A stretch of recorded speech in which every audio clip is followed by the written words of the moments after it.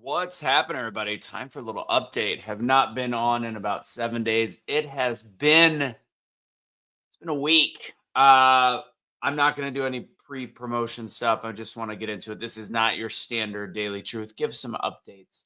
But the one thing I will say is tonight begins the boot camp. If you want to join me on it, I would love you to join me. It's free tonight. Tomorrow there's a charge.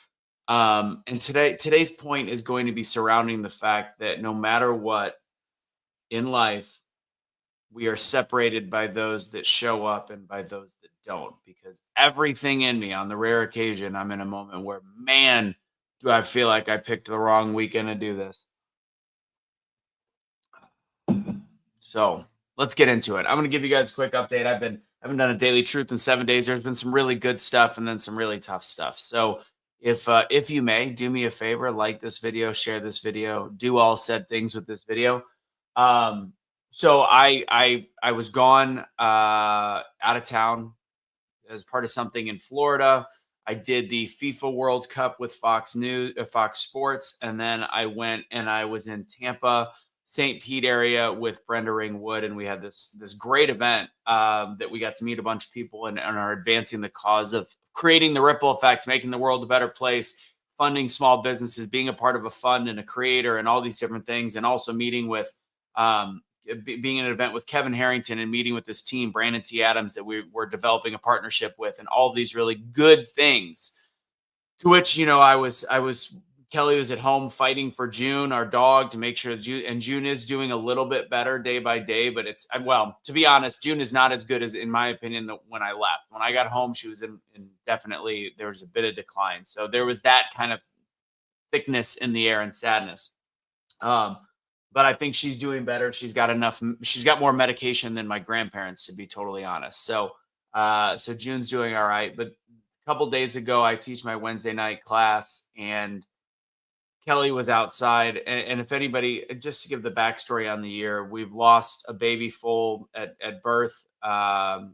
We have a horse, Racy, that's Kelly's hard horse. It's 3 years old, that literally still, after being unable to do anything for 6 months, looks like the prettiest, most muscular, put together horse you've ever seen. It's like superhuman, but it's got a collapsed joint in its elbow, and it's when it ends up having to be put down, it's just a matter of when. There's nothing else that can be done at this point, and it's most vets had never seen anything like it. They don't know how to do it. So she's unfortunately 3, and Kelly's last ride on her was 6 months ago, as she was showing to be probably one of the most talented horses that she's ever had. And it's the one that Kelly birthed. Anyways, with that said, there was something that happened a little over a year ago at the trainer that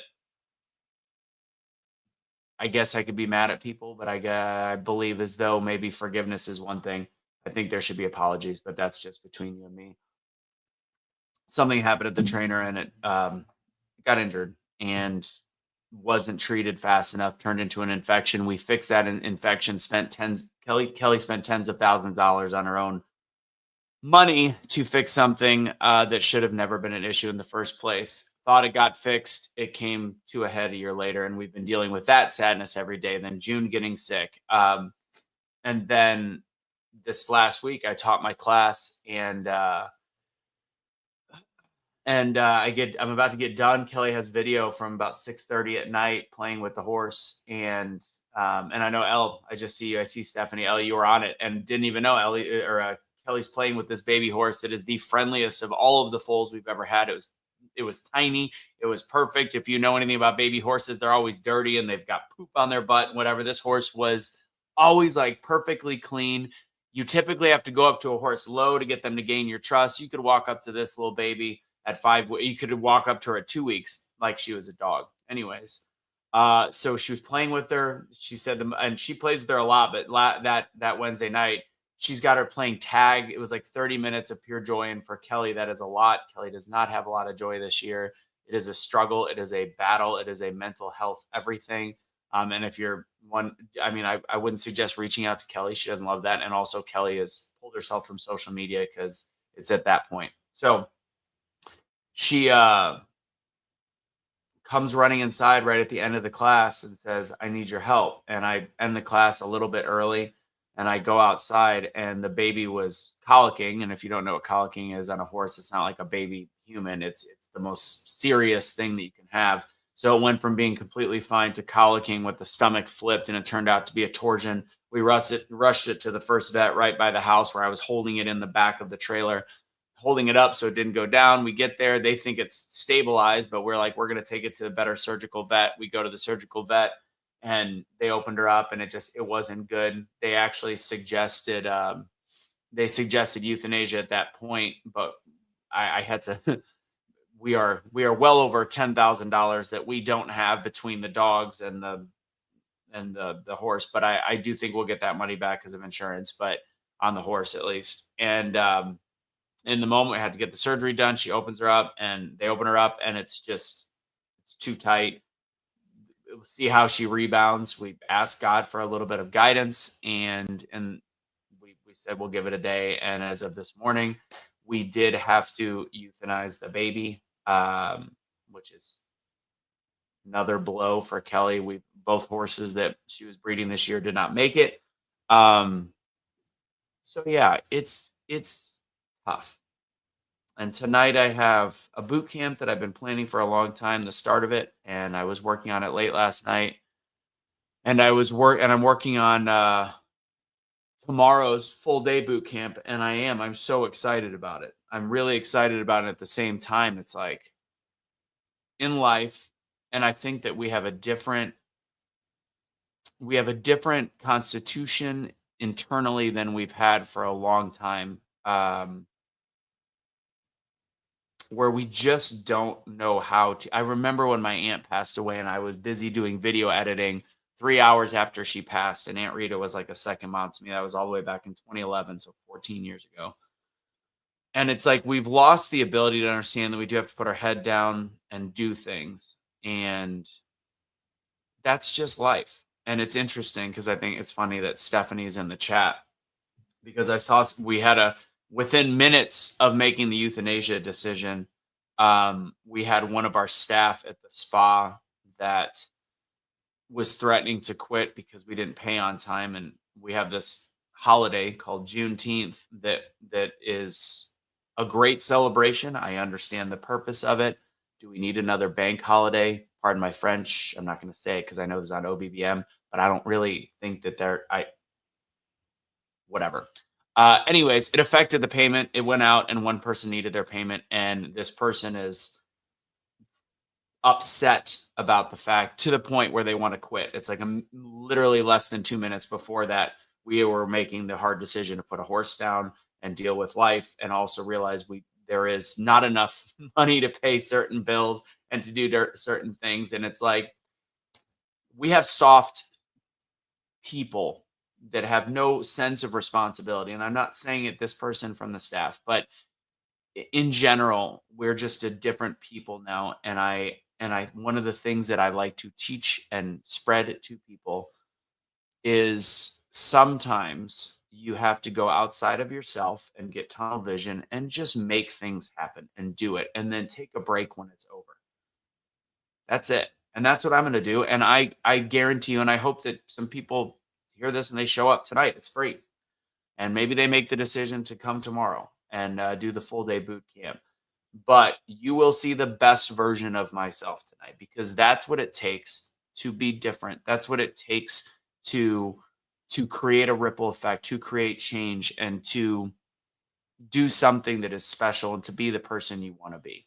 So I'm going to use myself as an example, and I hope that maybe inspires some of you to show up, not just to my event tonight, where you can go to speakingbootcamp.com to register for it, or it tells you to show up in life. And, it was interesting. The last thing I'll say, and I want to get kind of spiritual or religious on this, is it's interesting. AI, I don't know if it's the devil or if it's God. I don't know. I think it's how you use it.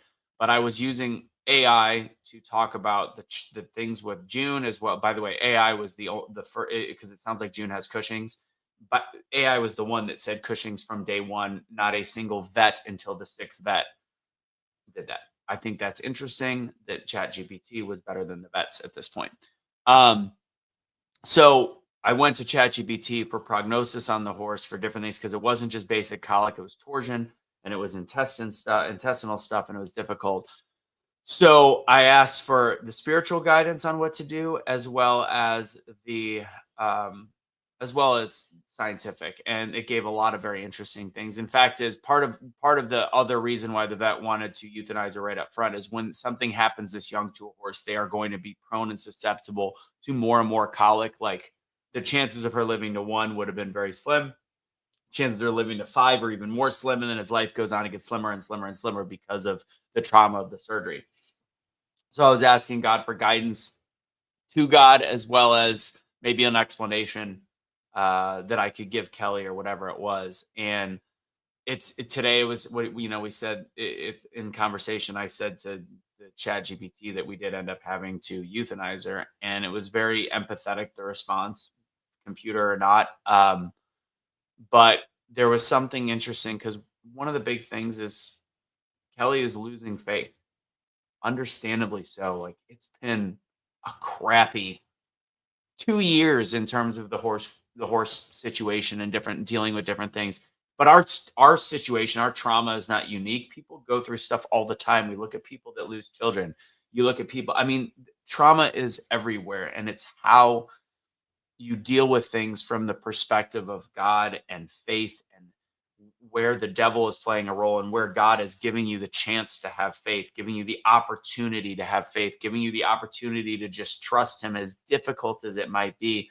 And one of the quotes that was given back to me is that God wasn't silent. He just had a plan that didn't match the prayer. Because I know Kelly was praying hard, even though I think in her heart and in her soul, she's questioning where God is. As anybody, I can understand it. And the quote says that doesn't mean that the prayer didn't matter. It means he trusted her hard enough to hold space for the goodbye. Um, and that's where it is. Like it was just, it's such, there's such and such an innocence in young animals, and even dogs or horses or whatever. And horses do have this kind of majestic side to them. But, um, I thought it was interesting that her greatest moment with her was followed by the worst moment with her and the end of her life within 30 minutes. And that's hard.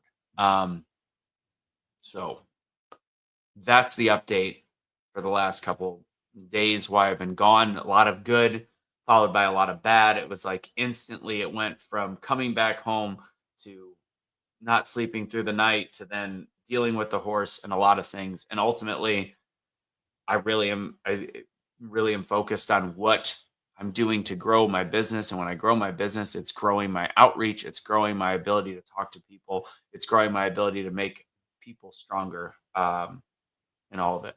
So I will be showing up tonight 100%. And maybe when you see me this evening, it'll inspire you to realize that when the going gets tough, the tough gets going, and you find a way to overcome, and you put tunnel vision and then take care of yourself.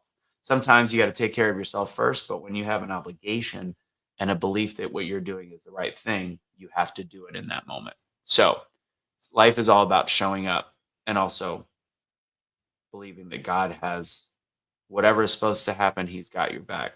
So believe that. That's today's daily truth. If you want to join me tonight, it's doubledownspeaking.com. Sorry, wrong one. It is speakingbootcamp.com. If you ever want to join on a Wednesday, if you're on OBBM and you're like, well, I missed this because this airs next week, speakingbootcamp.com, or I'm sorry, doubledownspeaking.com is where you join me on Wednesday nights. Speakingbootcamp.com is where you register for this one. And we will be doing more speaking boot camps in coming months. We also have our full class. Our next class is starting to fill. So that's what I got for you guys. This was just shared on X, so I'm sure Casey just started watching. Hope you're doing good, buddy. Good to see you this week. I got to share a photo. It was great to drive by and see you in Florida. That's what I got. God bless. Have a great rest of your day. Hopefully, I will see you tonight at 6 p.m. Central Time for the first kickoff of the first Speaking Bootcamp weekend. Again, if you're not in a place to pay or whatever, tonight is free. Tonight is completely free. So hopefully, I'll see you this evening. God bless. Don't surrender your pets. Don't be a garbage human being. And send some prayers for Kelly.